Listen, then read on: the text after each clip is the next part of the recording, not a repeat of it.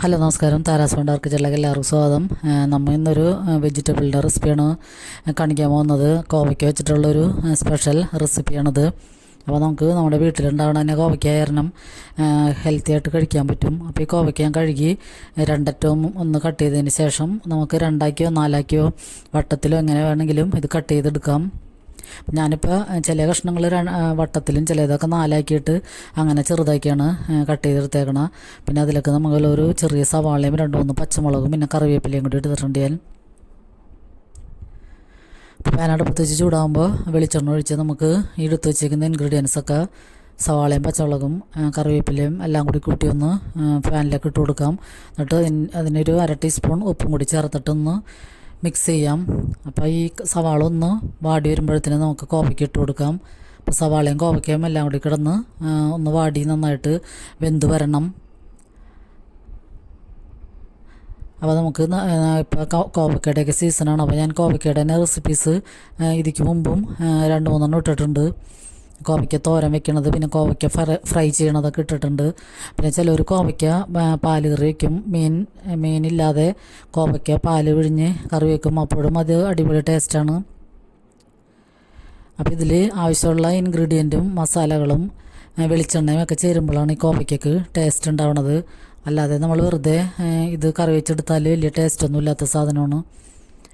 അപ്പോൾ നമുക്ക് ഈ കോവയ്ക്ക നന്നായിട്ട് മിക്സ് ചെയ്തിട്ട് മൂടി വെച്ചിട്ട് ഇടയ്ക്കിടയ്ക്ക് ഇളക്കി കൊടുക്കാം. എന്നിട്ട് നമുക്ക് വേവിച്ചെടുക്കാം.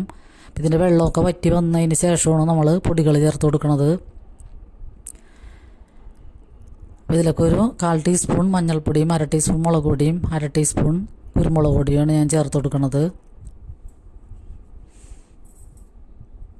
അപ്പോൾ ഇങ്ങനത്തെയൊക്കെ പച്ചക്കറികൾ നമുക്ക് വീട്ടിലുണ്ടാവുന്നത് ഒന്നും പാഴാക്കി കളയാതെ ഇങ്ങനെ പല പല റെസിപ്പീസൊക്കെ ഉണ്ടാക്കി നോക്കണം. ഇത് നമുക്ക് വിഷമൊന്നുമില്ലാത്ത നല്ല പച്ചക്കറികളാണ്. അപ്പോൾ നമുക്കിത് മിക്ക വീടുകളിലും ഉണ്ടാകും, അല്ലെങ്കിൽ അയൽവക്കത്തു നിന്നൊക്കെ നമുക്ക് കിട്ടുകയും ചെയ്യും. അപ്പോൾ ഇതൊക്കെ പാഴാക്കി കളയാതെ എന്തെങ്കിലുമൊക്കെ റെസിപ്പീസൊക്കെ ഉണ്ടാക്കാൻ ശ്രമിക്കുക. പിന്നെ അതിലൊക്കെ ഞാൻ വെളുത്തുള്ളി അരിഞ്ഞ് ചേർത്തിട്ടില്ല. അതിന് പകരം ഗാർലിക് പൗഡറാണ് ഞാൻ ചേർത്ത് കൊടുക്കുന്നത്. എന്നിട്ട് നന്നായിട്ട് ഒന്നും കൂടി മിക്സ് ചെയ്യാം. പിന്നെ ഞാൻ ഇതിലേക്ക് സ്പെഷ്യലായിട്ട് ചേർക്കുന്നത് മുട്ടയാണ്. 2 മുട്ട ഇതിലേക്ക് പൊട്ടിച്ചൊഴിക്കുന്നുണ്ട് നടുക്ക്. ഇതിൻ്റെ വേവൊക്കെ ഒരുവിധം വേവൊക്കെ ഒന്ന് റെഡി ആയതിന് ശേഷമാണ് മുട്ട ഒഴിച്ച് കൊടുക്കുന്നത്. കോവയ്ക്കയുടെയൊക്കെ വെള്ളമൊക്കെ വറ്റിയതിന് ശേഷം നമുക്ക് അതിന് മുമ്പ് ഞാനൊരു ചെറിയ തക്കാളി ഇട്ട് കൊടുക്കുന്നുണ്ട്. അപ്പോൾ ഒരു ചെറിയ പുളിരസവും ഉണ്ടാകും. തക്കാളി ഒന്നും അധികം വേവയൊന്നും വേണ്ട, അതിൽ കിടന്നൊന്ന് വാടിയാൽ മതിയാകും. പിന്നെ നമുക്ക് മുട്ട ചേർത്ത് കൊടുക്കാം. അപ്പോൾ മുട്ട ചേർക്കുമ്പോൾ തന്നെ ഈ റെസിപ്പീസ് നല്ല ടേസ്റ്റാണ്. മക്കൾക്കൊക്കെ പ്രത്യേകിച്ച് ഇഷ്ടമാകും. പച്ചക്കറികളൊന്നും കൂട്ടാത്ത പിള്ളേർക്ക് ഇങ്ങനെ ഇടയ്ക്ക് മുട്ടയൊക്കെ ചേർത്തിട്ട് പച്ചക്കറികളൊക്കെ വെച്ച് കൊടുക്കുകയാണെങ്കിൽ അവർ സൂപ്പറായിട്ട് കഴിക്കും. ഞാനിതിക്ക് മുമ്പ് വെണ്ടയ്ക്ക മുട്ടപ്പൊരിയൊക്കെ ഇട്ടിട്ടുണ്ട്. അപ്പോൾ അത് കാണണമെന്ന് ആഗ്രഹമുള്ളവരൊന്ന് കണ്ടു നോക്കുക. അപ്പോൾ അങ്ങനത്തെ പച്ചക്കറികൾ കൂട്ടാത്തവരുണ്ടെങ്കിൽ ഈ മുട്ടയൊക്കെ ചേർക്കുമ്പോഴായാലും നല്ല ടേസ്റ്റായിരിക്കും കൂട്ടാൻ. അപ്പോൾ അങ്ങനത്തെയൊക്കെ എന്തെങ്കിലും സ്പെഷ്യലായിട്ടുള്ള ഇൻഗ്രീഡിയൻ്റൊക്കെ ചേർത്ത് കറി വെച്ച് കഴിഞ്ഞാൽ പച്ചക്കറികൾക്കൊക്കെ പ്രത്യേക രസമായിരിക്കും. അപ്പോൾ ഈ മുട്ട ഒഴിച്ചതിന് ശേഷം 1 മിനിറ്റ് നേരം ഒന്നവിടെ വേകാൻ വേണ്ടി വെയിറ്റ് ചെയ്തിട്ട് പിന്നെ നമുക്ക് മിക്സ് ചെയ്ത് കൊടുക്കാം. അതിലേക്ക് ഒരു നുള്ളു ഉപ്പും കൂടി ചേർത്ത് കൊടുക്കാം. അപ്പോൾ ഇത് കൂട്ടി ഒന്ന് മിക്സ് ചെയ്തതിന് ശേഷം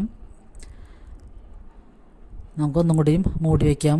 അപ്പം നല്ല അടിപൊളി ടേസ്റ്റുള്ള കറിയായിരുന്നത്. നമുക്ക് ലഞ്ചിൻ്റെ ഒപ്പം സൈഡ് ഡിഷായിട്ട് കൂട്ടാൻ അടിപൊളിയാണിത്. അപ്പോൾ എല്ലാവരും ഇങ്ങനത്തെയൊക്കെ കറികളൊക്കെ വെക്കാറുണ്ടാവും. അപ്പോൾ ഈ മുട്ട ഇട്ടിട്ട് കോവയ്ക്കൊന്നും എല്ലാവരും ഒന്ന് ട്രൈ ചെയ്ത് നോക്കുക. എന്നിട്ട് ഫീഡ്ബാക്ക് അറിയിക്കാൻ മറക്കരുത്. അപ്പോൾ എല്ലാവർക്കും ഈ റെസിപ്പീസൊക്കെ ഇഷ്ടമാകാറുണ്ടെന്ന് കരുതുന്നു. അപ്പോൾ എല്ലാവർക്കും ഒരുപാട് നന്ദി.